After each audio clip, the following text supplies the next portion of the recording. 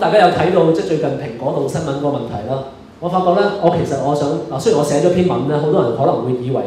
我喺度鬧緊蘋果，但其實我唔係㗎嚇。有一個傳播學者去用一個進化論去解釋，其實人咧係一定關心性同暴力嘅嘢嘅，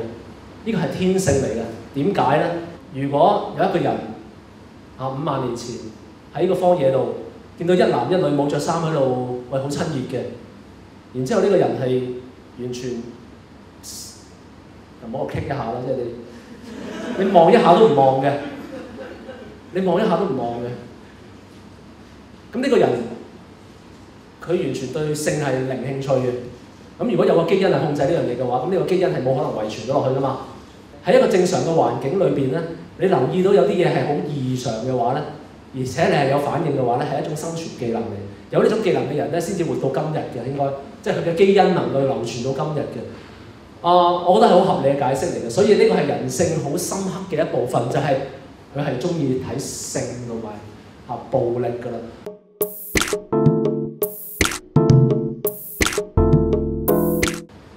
所以我一路會覺得其實蘋果咁做咧，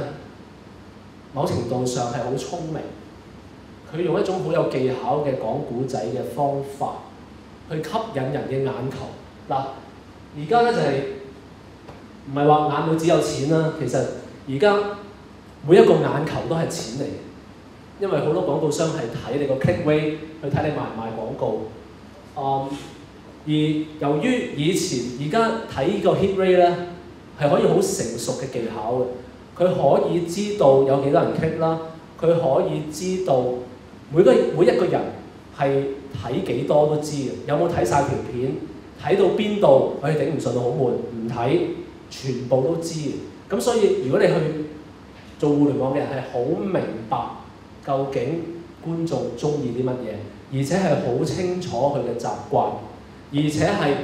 做呢啲新聞嘅人咧係學得好快嘅，因為呢啲 feedback 咧係每一分鐘咁有俾你睇，啲數係每一分鐘你可以睇嘅。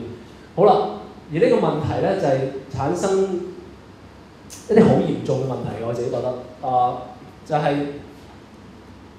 你會俾觀眾嘅口味帶住走啦，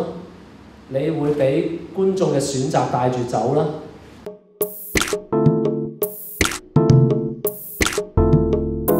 我自己會擔心嘅咧就係即係呢個問題，呢個係另一位學者成日講嘅就係一個即係而家佢話而家嘅傳媒唔好咁認真啦，即係佢叫大家而家呢個世代咧，如果你太認真咧係冇人睇你啲嘢，所以你唔係一定要下下都要好嚴肅嘅新聞，我有啲好 soft 去吸引人，令到大家留意你新聞嘅一啲內容係一件好事，但係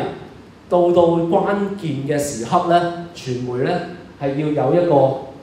警鐘嘅作用。到一啲關鍵嘅時刻咧，你要打鑼打鼓，做翻一啲認真嘅嘢。咁嘅手法咧，其實係可能吸引到更多人去 follow 你。但係喺關鍵時刻咧，你唔好再喺度搞啲誨淫誨盜嘅嘢。喺關鍵時刻嘅時候咧，你真係要講一啲應該講嘅嘢。咁呢個係